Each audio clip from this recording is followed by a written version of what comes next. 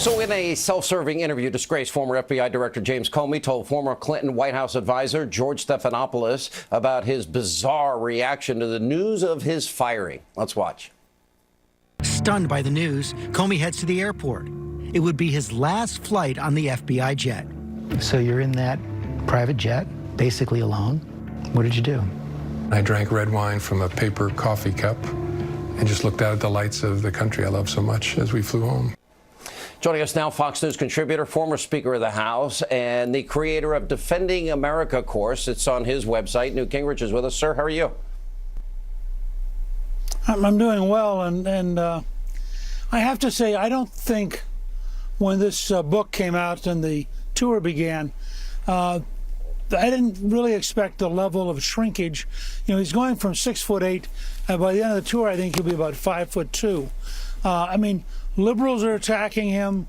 The members of the Obama administration are attacking him. Conservatives are attacking him. He's managed to have a range of people describe him as dishonest that is really pretty remarkable. And you know what my favorite was? At the same time, I got what? My favorite was, I think he's 6'8", the former FBI director, trying to hide with the blue curtain to avoid the president. I'm like, really? You got to be kidding me. It's just, he's a very big guy physically, but I do think psychically he has been shrinking with every interview. And I got intrigued this morning, so I went back. I reread Rod Rosenstein's report, which he gave to President Trump just before the president fired Comey. And then I read the recently released Inspector General's report on McCabe.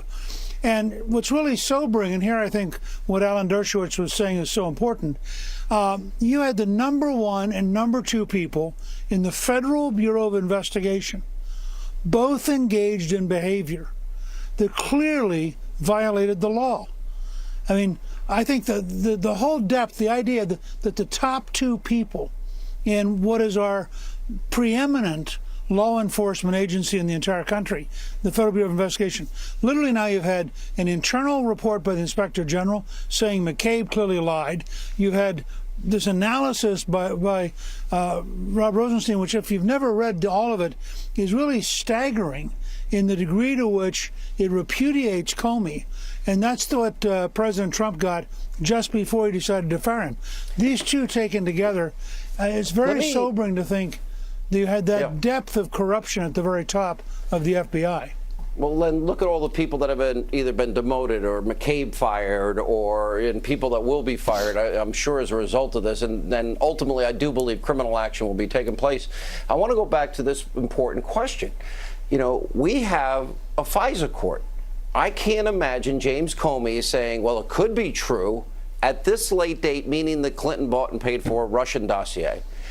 And that was, and he knew she paid for it, and that was the basis, the Grassley-Graham memo, the bulk of the application that they used to get the warrant to spy on a Trump campaign associate. That, to me, is criminal. You don't lie before a judge, nor do you write exonerations before you even interview the person. He did that, too. Well, look, I mean, clearly, if you were to go through all of the falsehoods, whether talking to Congress or in other circumstances, all of the things that Comey's done, clearly there are a substantial number of indictable grounds. The case was made today by a very senior attorney in Washington, writing in a legal journal, that if you read the Inspector General and McCabe basically did exactly what General Flynn did. Now look how General Flynn has been treated, and then look where McCabe is right this minute. So clearly, if you were to apply the law and not just apply the social norms among good friends, both McCabe and Comey, I think, would be at very serious legal risk at this stage. The new Comey standard, if we're going to use the Comey standard, number one, I guess everybody's part of a crime family if you disagree with James Comey, which is outrageous in and of itself. But the standard is it might be possible, then let's therefore present it to a judge so the judge won't know who paid for it, the judge won't know it's unverified, and the judge will then issue a warrant to spy on an American citizen. Because it may be possible. It's possible. Well, look, it's the number one thing to recognize out of everything we've learned from James Comey is that this is the world, according to Comey, in which Comey is always right. So at every stage, if somebody else disagreed, he's disappointed in them.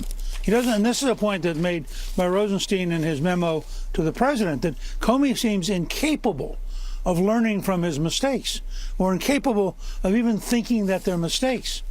And so, I mean, the level of danger we had in having an FBI director who had this level of megalomania and who decided that he would supplant the Attorney General. And whether you like or dislike Loretta Lynch, she was the Attorney General.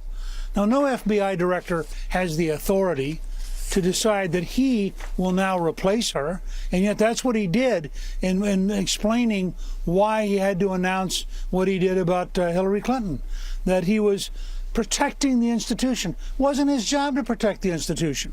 It's an act of stunning arrogance to believe that he was the only perfect person in an otherwise flawed world. Yeah. All right, Mr. Speaker, always good to hear your insight. We got a lot more news.